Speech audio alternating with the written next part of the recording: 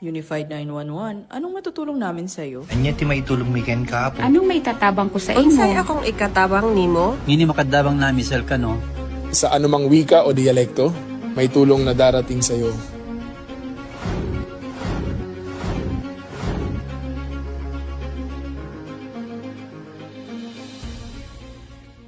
Lilingkod sa bawat Pilipino at magbibigay ng tamang impormasyon para sa tahimik at maayos na Pilipinas. Police News Network, alagad ng batas, tagapagtaguyod ng balitang pulis, sandigan ng mamamayan, patnubay ng katotohanan. Na Kampo Krame, maghahatid ng pinakahuling kaganapan at nagbabagang balita. Ito ang PNN Police News Network. At ngayon, ang inyong mga tagapagbalita. Magandang hapon, Bagong Pilipinas. Kami ang inyong alagad ng batas, tagataguyod ng Balitang Pulis. Patrolman Regan Robles mula sa PNP Aviation Security Group. At Patrolwoman Janine Cale Sorongon mula sa PNP Highway Patrol Group maghahatid sa inyo ng tamang balita, kwento ng pulis at serbisyo para sa mamamayan. At ito ang PNP News Online. Ang pangunahing balita ng Police News Network, alagad ng batas, tagataguyod ng Balitang Pulis.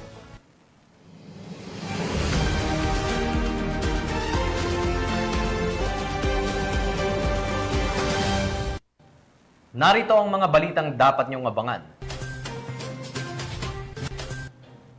Pangulong Ferdinand Marcos Jr. bumisita at nagbigay tulong sa mga nasalanta ng bagyong Opong sa Masbate. 62 anyos na babae at kanyang apo na iligtas sa hostage crisis sa Palawan. At mahigit 300,000 pisong halaga ng shabu nasabat sa Iloilo City.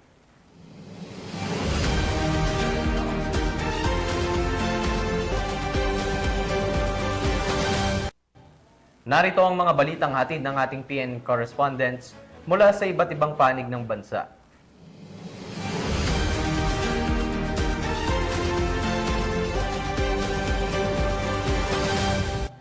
Simulan natin ang balita mula sa bahagi ng Luzon.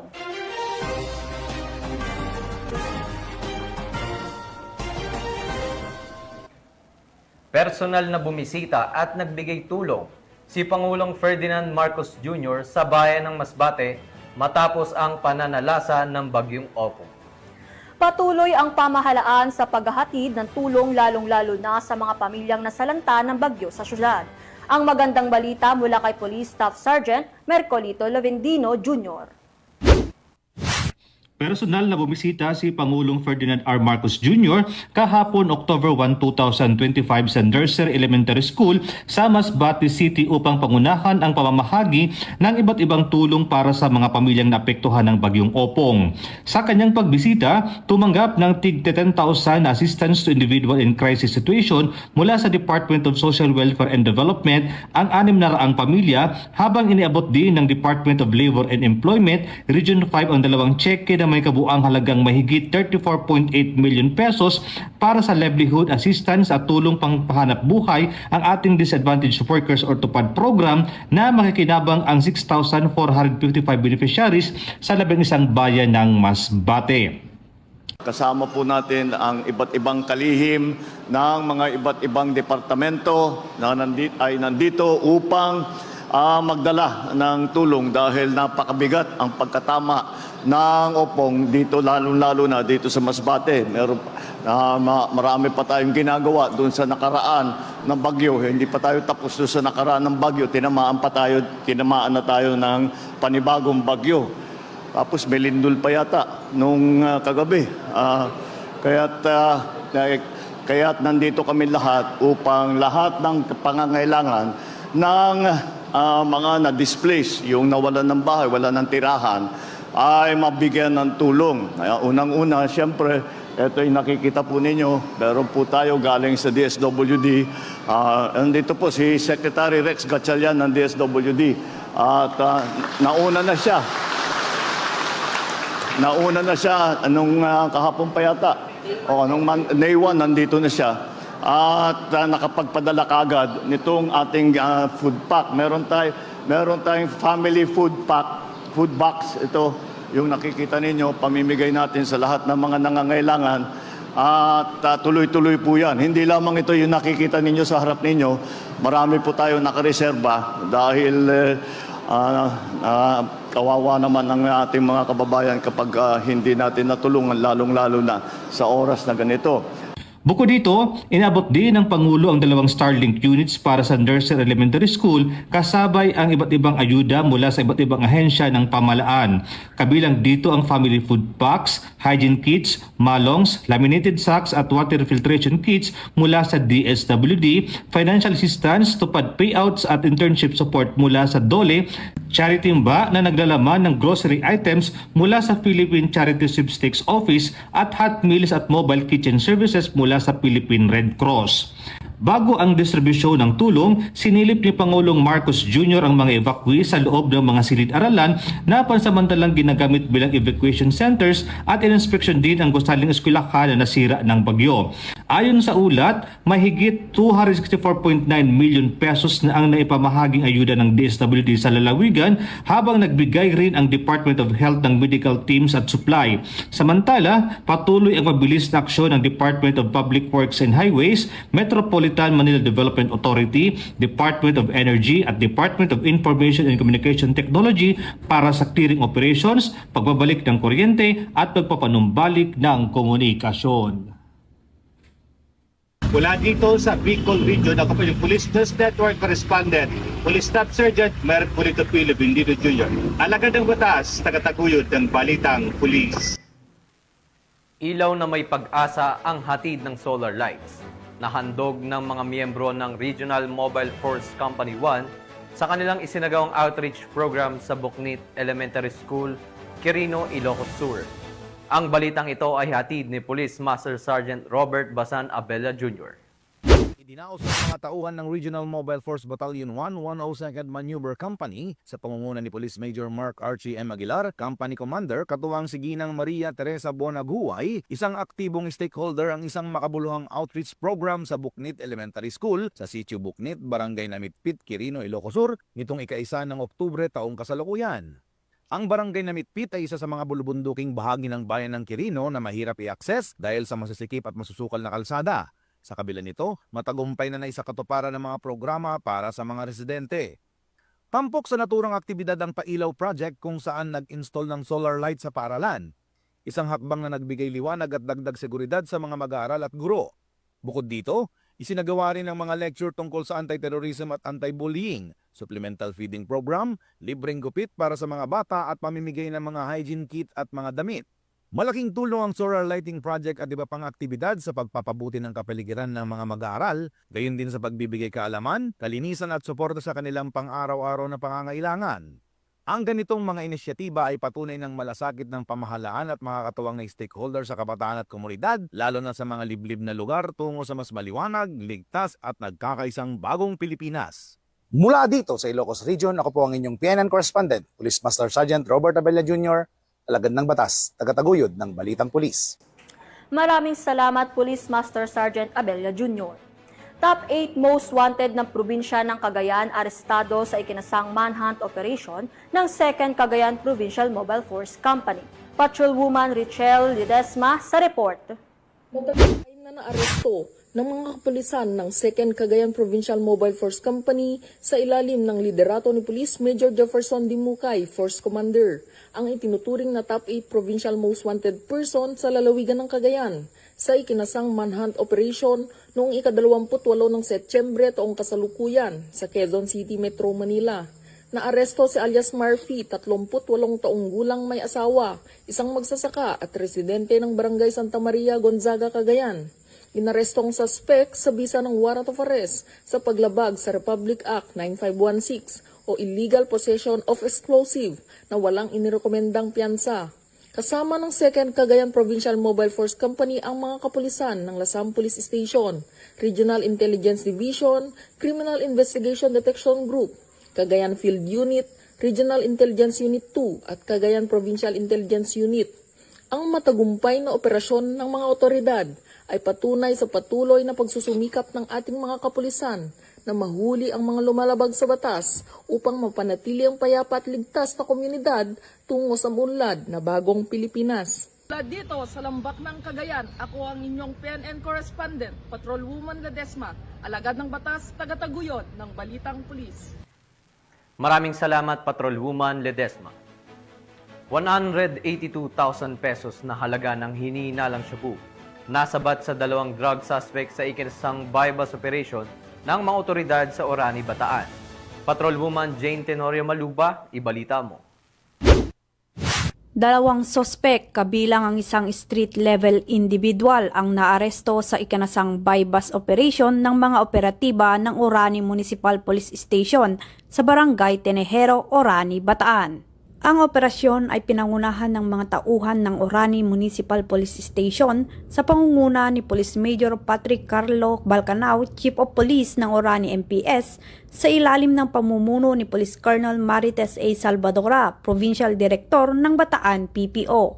Nasamsam sa operasyon ang humigit kumulang 27 gramo ng hinihinalang shabu na may halagang tinatayang 183,600 batay sa standard drug price. Kasalukuyang nakakulong ang mga sospek sa Orani MPS at nahaharap sa kasong paglabag sa RA 9165 o Comprehensive Dangerous Drugs Act of 2002. Patuloy na pinaiigting ng Bataan PNP ang kampanya laban sa ilegal na droga at kriminalidad upang mapanatili ang isang ligtas at payapang komunidad. Mula dito sa gitnang Luzon, ako ang inyong PNN correspondent, Patrolwoman Digna Jane Tenorio Malubay, alagad ng batas, tagataguyod ng Balitang Pulis. Maraming salamat, Patrolwoman Manubay. Sa bisa ng warrant of arrest na may kaugnayan sa iligal na droga, arestado ang isang lalaki sa ikinasang operasyon ng NAIC PNP. Ang buong detalye ay hatid ni Patrolwoman Jevie Marie Famoso. Na naaresto ng NAIC Municipal Police Station ang isang most wanted person sa regional level sa isinagawang operasyon sa bayan ng NAIC Cavite. Kinilala ng pulisya ang suspect na si alias Jonas, residente ng NAIC Cavite. Ayon kay Police Lieutenant Colonel Ferdinand B. Ancheta, hepe ng NAIC MPS, ang operasyon ay isinagawa ng kanilang warrant personnel sa bisa ng warrant of arrest para sa paglabag sa RA 9165 o Comprehensive Dangerous Drugs Act of 2002. Ang nasabing warrant ay inilabas ng Regional Trial Court Branch 132 NAIC Cavite noong September 25, 2025.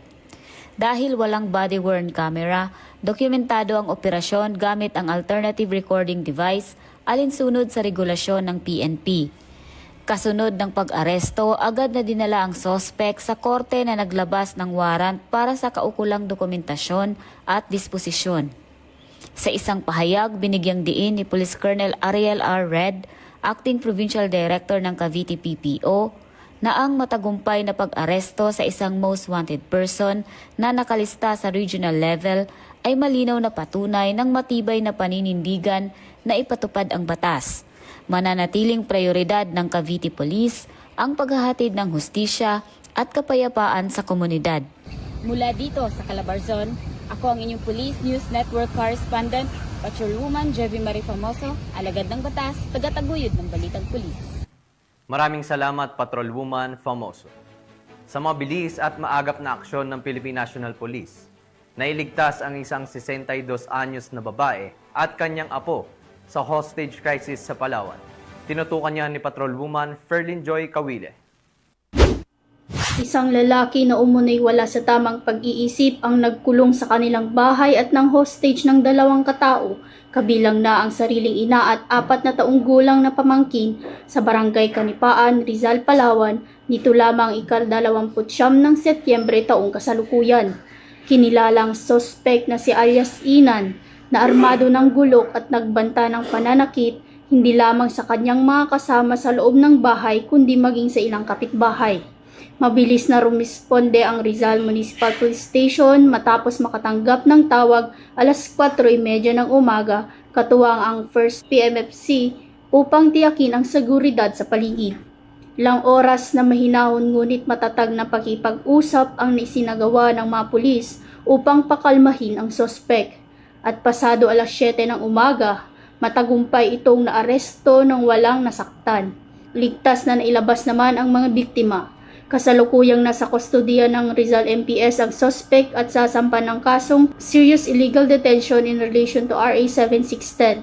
Sa kabila ng tensyonadong sitwasyon, nanaig ang disiplina at malasakit ng ating kapulisan dahil sa kanilang maagap na aksyon, nailigtas ang mga biktima at naiwasan ang mas malalang trahedya. Mula dito sa Calapan City, Oriental, Mindoro, ako ang iyong PNN correspondent, Patrolwoman Ferlyn Joy Kawile, alagad ng batas, tagataguyod ng Balitang Pulis. Maraming salamat, Patrolwoman Kawili. Search and rescue operation para sa nawawalang police trainee na si Patrolman Blas isinagawa ng Benguet Police Provincial Office. Police Master Sergeant Lenny Valerio sa report. Muling nagsagawa ng search and rescue operation ang Benguet Police Provincial Office sa pamumuno ni Police Colonel Lambert A. Suerte, Provincial Director, na ito ay tinaguri ang 90th Day Weight Loss Challenge Program habang nagsasanib sa ang mga tauhan at ang makalahok sa pinaigting na paghahanap kay Patrolman Aaron Blas na matatanda ang nawawala sa kanyang training na bisok sa barangay ang Pukaw, Itugon, Benguet. May kabuang 106 na individual ang aktibong nakibahagi sa operasyon, kabilang ang Benguet PPO organizers, isang medical team mula sa Regional Medical and Dental Unit Cordillera at ang 76 nakalahok ng 90th Day Weight Loss Challenge. At upang mapakinabangan ang kausayan sa panahon ng aktibidad, ang mga kalahok sa pangunguna ni Police Lieutenant Colonel Baldwin F. Sokoken Jr., Deputy Provincial Director for Administrations ng Benguet PPO, ay hinati sa 5 grupo at ipinakalat sa mga itinalagang rota sa paghahanap upang lubusang suriin ang lugar para sa anumang mga palatandaan, pahiwatig o impormasyon na maaring makatulong sa paghanap kay Patrolman Aaron Blas. Ang inisyatiba na ito ay hindi lamang nagpapatibay sa mga patuloy na operasyon ng search and rescue, ngunit sumasailalim din sa dalawang layunin ng programa sa pagbaba ng timbang pagsama-sama ng pisikal na fitness na may layuning serbisyo. Sa 63 araw na natitira bago ang huling weigh-in, binagtas ng mga kalahok ang train ng Ampukaw na subok ang kanilang tibay habang nag-aambag sa isang misyon na may malaking kahalagahan. Binigyan din diin ng Benguet PPO na ang aktibidad ay naglalaman ng kanilang pangako sa pagsama-sama ng kalusugan at kagalingan sa serbisyo sa komunidad. Sa nagpapatunay na ang dedikasyon ng pagpapatupad ng batas ay higit pa sa karaniwang mga tungkulin, binigyan din diin nito ang kanilang hindi natitinag na pagpupursige na mapanatili at pinaigting ang mga pagsisikap sa paghanap sa nawawalang bisok training. Mula dito sa Riyon ng Cordillera, ako ang inyong PNN correspondent, Police Master Sergeant Lenny Valerio, alagad ng batas, tagataguyod ng Balitang Pulis. Maraming salamat, Police Master Sergeant Valerio. Nagmobilisa ng malawakang puwersa at kagamitan ang Philippine National Police matapos ang 6.9 magnitude na lindol na yumanig sa Cebu nitong Martes ng gabi. Hinatasan ni Acting Chief PNP Police Lieutenant General Jose Melencio Nartates Jr. ang mga pulis na magbigay ng agarang tulong sa mga residente, tiyakin ang seguridad ng mga establishmento at makipag-ugnayan sa mga lokal na pamahalaan para sa mabilis na pagtugon. Ang buong detalye ng report mula kay Patrolwoman Sari Bernales.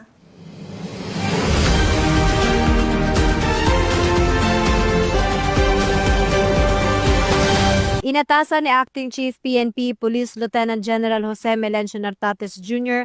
ang malawakang mobilisasyon ng lahat ng kapulisan at kagamitan upang matugunan ang pangangailangan ng mga residente matapos yanigin ng magnitude 6.9 na lindol ang lalawigan ng Cebu noong Martes ng gabi.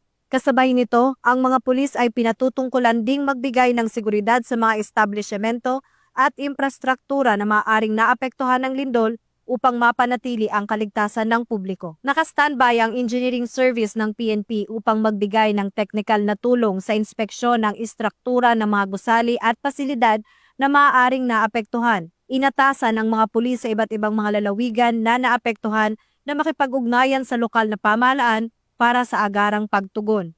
Sinisiguro naman ang seguridad ng mga police station sa Cebu na panatiling bukas ang mga communication lines upang mabilis na matugunan ang mga nangangailangan pa ng tulong. Mahigpit din ang koordinasyon ng PNP sa mga lokal na pamahalaan, National Disaster Risk Reduction and Management Council at iba pang ahensya para sa maayos na pagtugon sa kalamidad.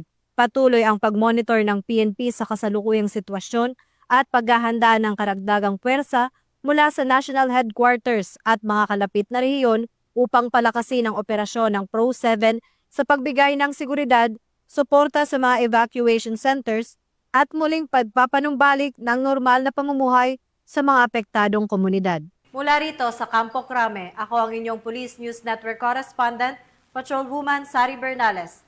Alagad ng batas, tagataguyod ng Balitang Pulis.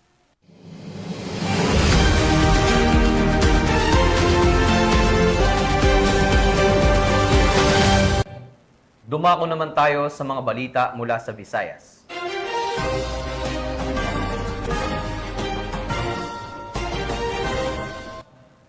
Mahigit 300,000 pesos na halaga ng hinihinalang shabu ang matagumpay na nakumpiska sa isang call center agent sa ikinasang bypass operation sa Iloilo City.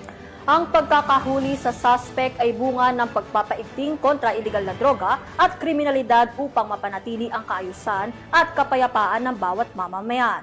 Magbabalita dyan si Patrolwoman Glidel Astrologo.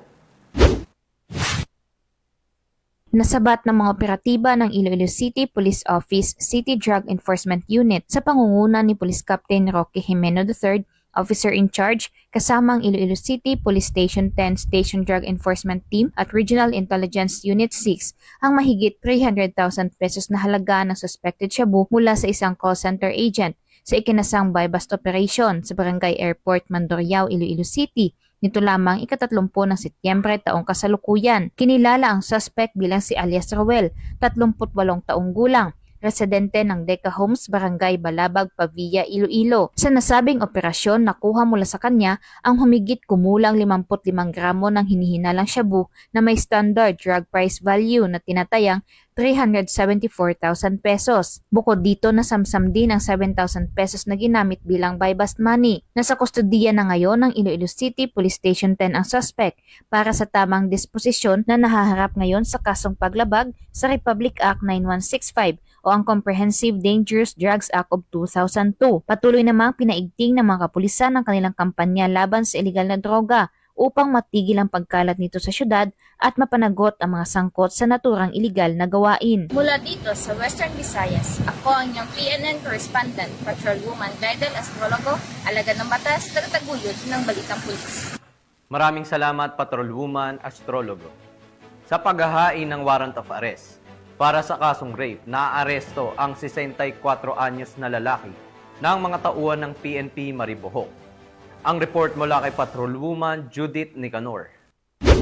Voluntaryong itinahan ng top 1 most wanted person municipal level na may kasong rape ang kanyang sarili sa mga kapulisan ng Maribohok sa mismong tanggapan ng Maribohok MPS nito lamang nakaraan. Kinilala ni Police Captain Alfredo C. Liguayan Jr., Chief of Police ng Maribohok Municipal Police Station, Bohol Police Provincial Office, ang wanted na suspect na si John, 54 anyos na residente ng Purok 3, Barangay Handig, Maribohok, Bohol. Batay sa ulat ng pulisya, ang suspect ay naaresto sa bisa ng warrant of arrest para sa kasong rape na walang rekomendadong piyansa. Kasulukuyang nakapiit sa Maribohok Custodial Facility ang suspect para sa dokumentasyon at tamang disposisyon. Ang pag-aresto sa akusado ay kaugnay sa Uplan Manhunt ng Maribohok, Bohol, ang flagship program na naglalayong mapanatili ang kapayapaan at kaayusan ng nasabing komunidad.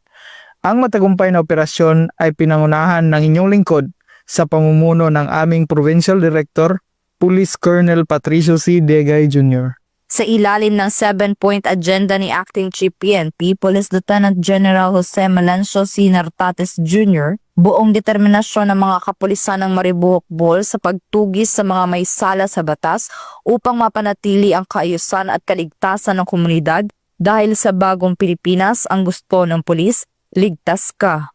Mula dito sa Central Visayas, ako ang yung Police News Network Correspondent Patrolwoman Judith Nicanor, alagad ng batas, tagataguyod ng Balitang Pulis. Maraming salamat, Patrolwoman Nicanor.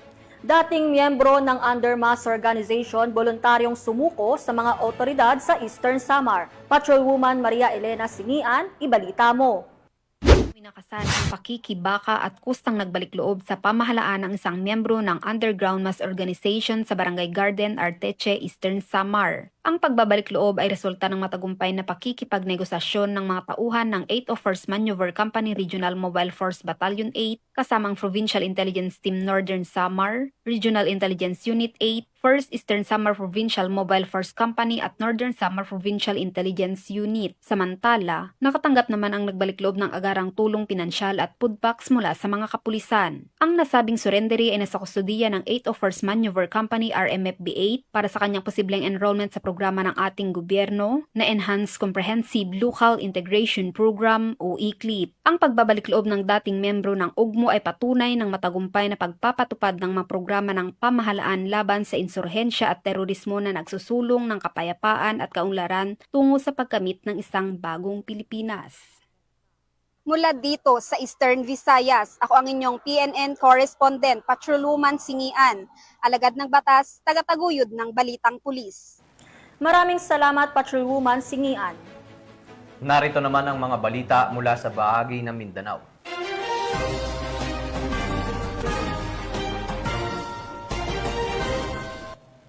₱136,000 pesos na halaga ng illegal na droga ang nasabat sa bypass operation ng mga otoridad sa Davao de Oro. Patunay lang na ito na walang humpay na operasyon ng Philippine National Police kontra illegal na droga at kriminalidad upang masiguro at mapanatili ang kaligtasan ng bawat mamamayan. Narito ang detalye na report mula kay Patrolwoman Daphne Pasaol.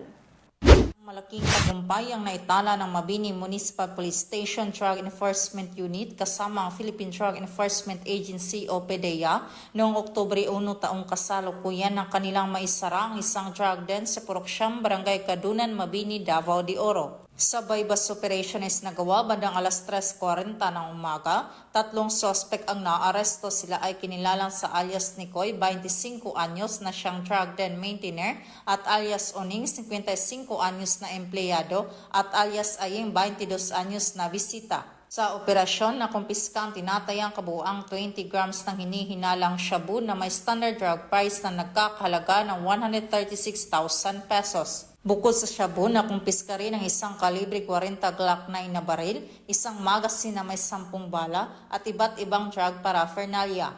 Ang mga sospek ay dinala sa himpilan ng pulisya at kasalukuyan na sa kustodiya ng otoridad habang inihahanda ang mga kaso laban sa kanila na may kaugnay sa paglabag sa Republic Act 9165 o Comprehensive Dangerous Drugs Act of 2002 at Republic Act 10591 o Comprehensive Firearms and Ammunition Regulation Act.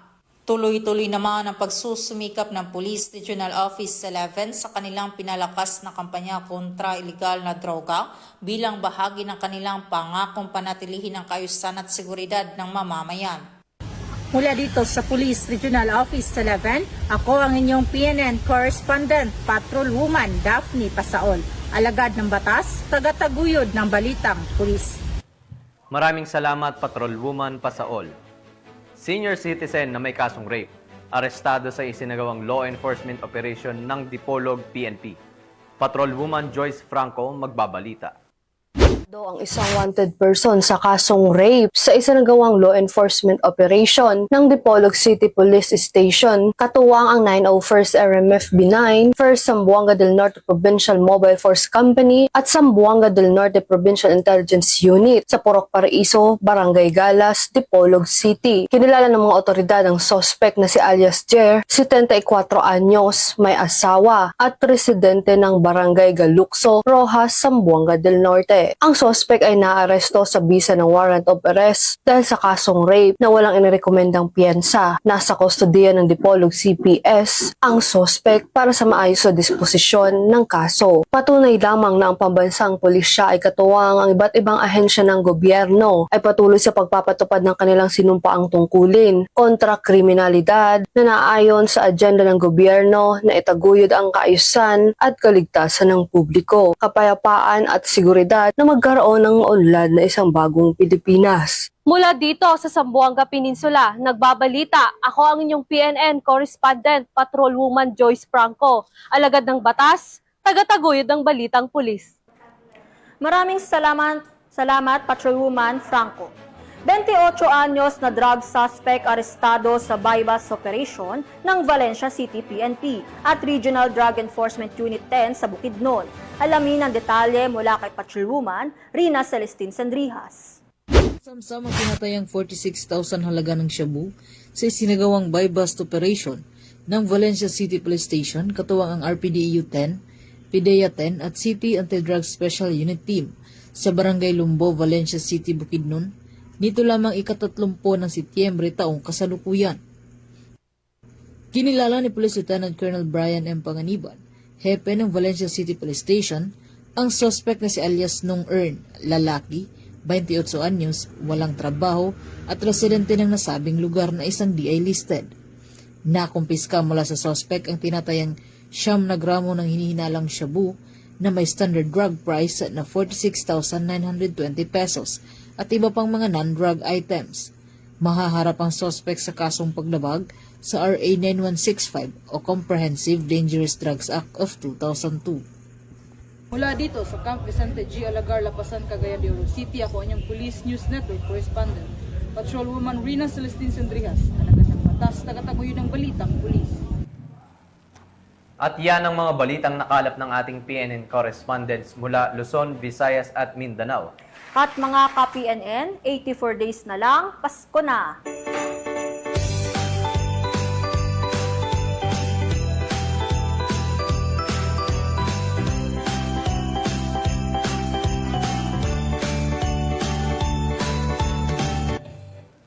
Sa ngalan ng pamunuan ng Philippine National Police, sa pangunguna ni Acting Chief PNP Police Lieutenant General Jose Melencio Natates Jr. at sa pamumuno ni President Ferdinand Bongbong Marcos Jr., kami ay maglilingkod sa bawat Pilipino at magbibigay ng tama at balansing balita.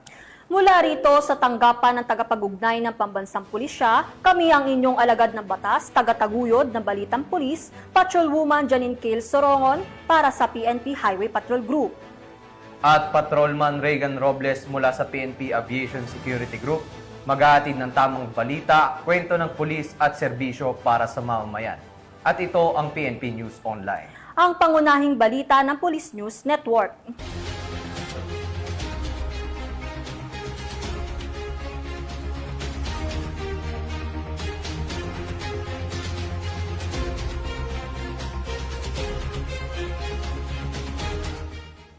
Police News Network, alagad ng batas, tagapagtaguyod ng balitang pulis.